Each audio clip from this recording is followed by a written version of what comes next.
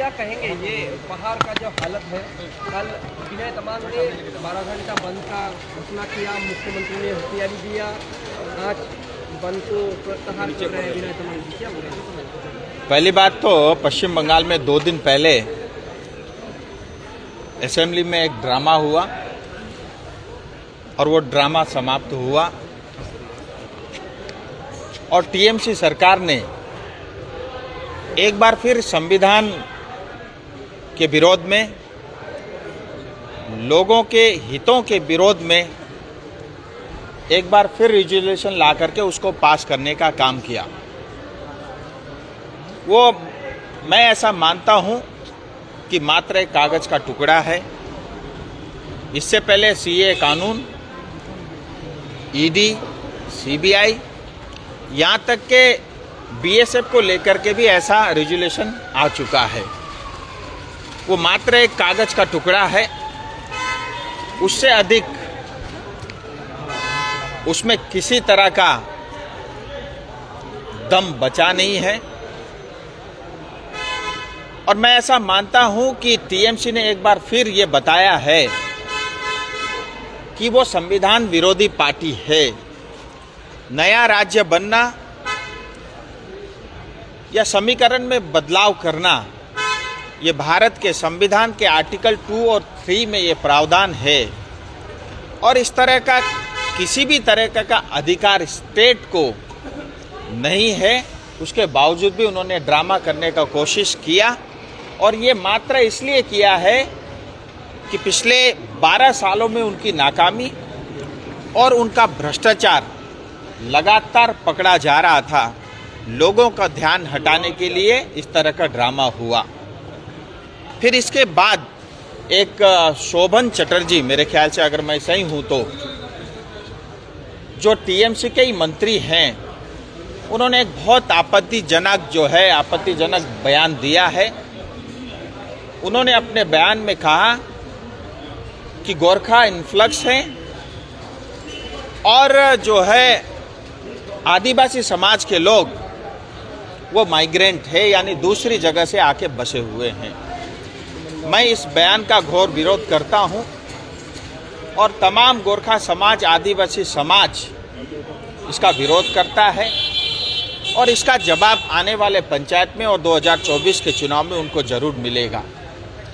लेकिन मैं टीएमसी के अनपढ़ और जिसको इतिहास का ज्ञान नहीं, ऐसे नेता को ये जरूर बताना चाहूँगा कि गोरखा या आदिवासी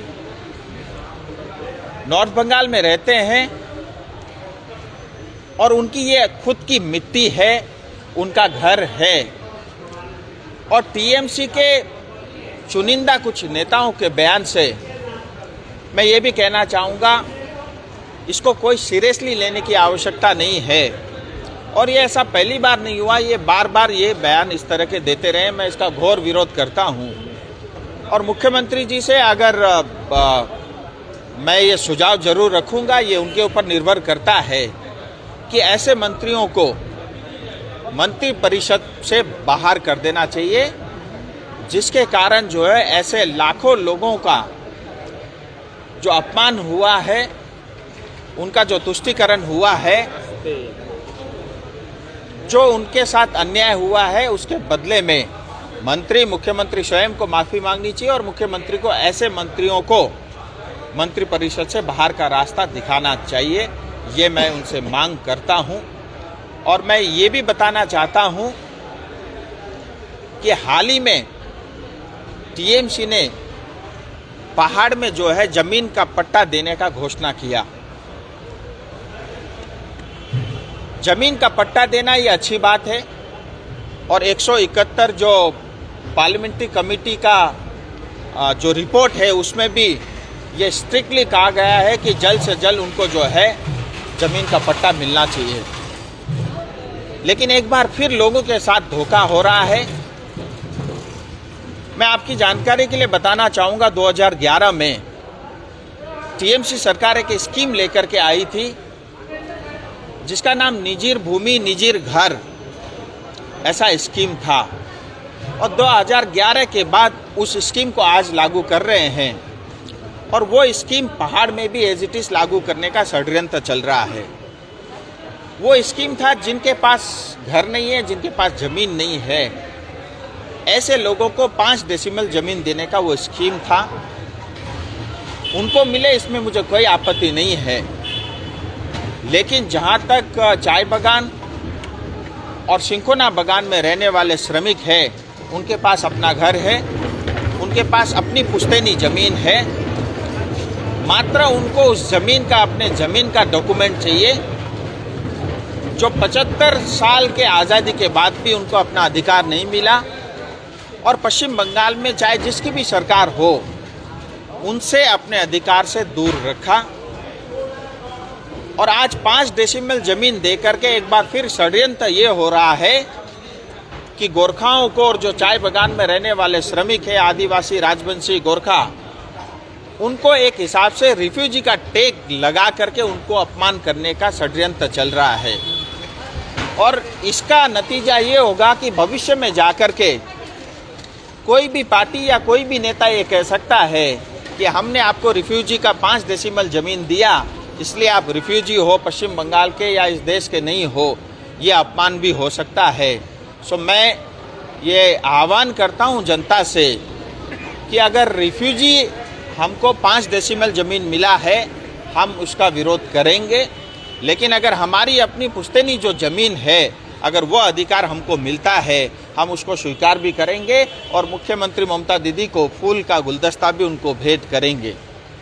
रही बात आपने पहाड़ के बारे में कहा, स्ट्राइक के बारे में, देखिए स्ट्राइक करना ये अपने तरीके का एक डेमोक्रेटिक जो है सबको राइट है और किसी भी अपमान का विरोध करने का एक जरिया भी है। और मुझे बाद में पता चला कि उन्होंने स्ट्राइक को जो है अभी ऑफ किया। मैं उनको बधाई भी देता हूं, क्योंकि इस समय जो है बच्चों के चुनाव हो रहे हैं और किसी भी तरह का हमारा विरोध प्रदर्शन जो है बच्चों को और हमारी जनता को उसके कारण उसका नुकसान नहीं होना चाहिए। और मेरा ये कहना है स्पष्ट रूप से कि ये जो अपमान हुआ है, ये तमाम जनता इसका घोर विरोध करती है। लेकिन मैं किसी भी तरह के इस तरह के स्ट्राइक में या भारतीय जनता पार्टी शामिल नहीं है। हाँ, लेकिन मोरली हम उनके साथ हैं, क्योंकि ये अपमान तो तमाम लोगों का हुआ है।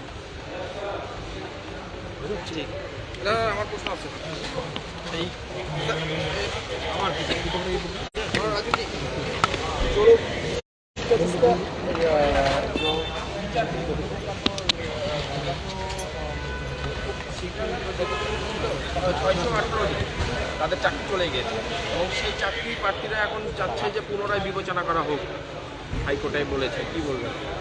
देखिए, जो जिस तरह का भ्रष्टाचार हुआ है और जिस तरह के टीएमसी के नेताओं ने टीएमसी से जुड़े हुए लोगों को नौकरी बांटी है, और ऐसे लोगों का जो है नौकरी जाना तो तय है।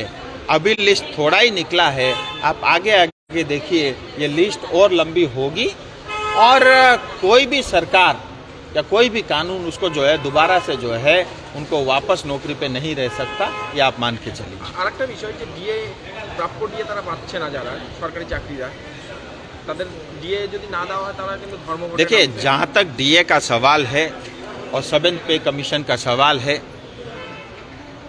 ये पश्चिम बंगाल की टीएमसी सरकार कंगाल है। 6 लाख करोड़ का कर्जा है और साल भर में जो टैक्स और रेवेन्यू कलेक्ट होता है उसका बहुत बड़ा हिस्सा जो है ये जो लोन ले रखा है उसका ब्याज चुकता करने में चला जाता है। और मुझे लगता है इनकी नीयत में भी नहीं है और इनके बस में भी नहीं है। और मुझे दुख इस बात का होता है टीएमसी के नेता और उनके कार्यकर्ताओं के भ्रष्टाचार के कारण जो सरकारी नौकरी से जुड़े हुए हमारे लोग हैं वो अपनी सेवेंथ पे कमीशन से भी जो है उनको दूर रखा गया है। और साथ ही जो डीए जिस तरह का बढ़ना चाहिए, उनको उनका अधिकार मिलना चाहिए, उससे भी वो वंचित है। और इसका मुख्य कारण पश्चिम बंगाल में जो भ्रष्टाचार व्यापक रूप में है, काला धन जिस तरह से, उसके कारण है। कालीघाट का काकू के बारे में क्या कहेंगे? कोई टिप्पणी नहीं। दो सवाल अच्छा ठीक है करो करो बंगाल विधानसभामा जुन बंगाल विभाजन भएको जुन प्रस्ताव पारित भयो त्यसको बारेमा के भन्न चाहनुहुन्छ? दार्जिलिङका धेरैवटा यहाँ एमएलएहरूले पनि त्यसमा विरोध जनाइरहनु भएको एमएलएहरूले विरोध जनाए राम्रो कुरो हो।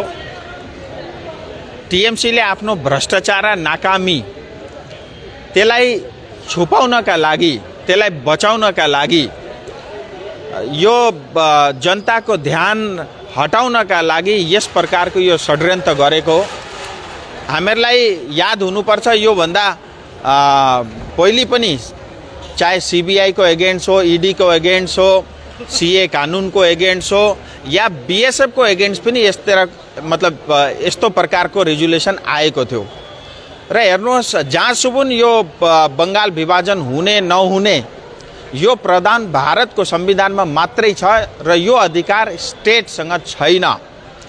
र नहुने काममा फाल्तु टाइम बिताउनु भन्दा बरु व्यापक रूपले जसरी भ्रष्टाचार भएको छ त्यसको कुरा हुनुपर्ने र पश्चिम बङ्गाललाई अगाडि कसरी बढाउने त्यो प्रकारको चर्चा त्यहाँ हुनुपर्ने।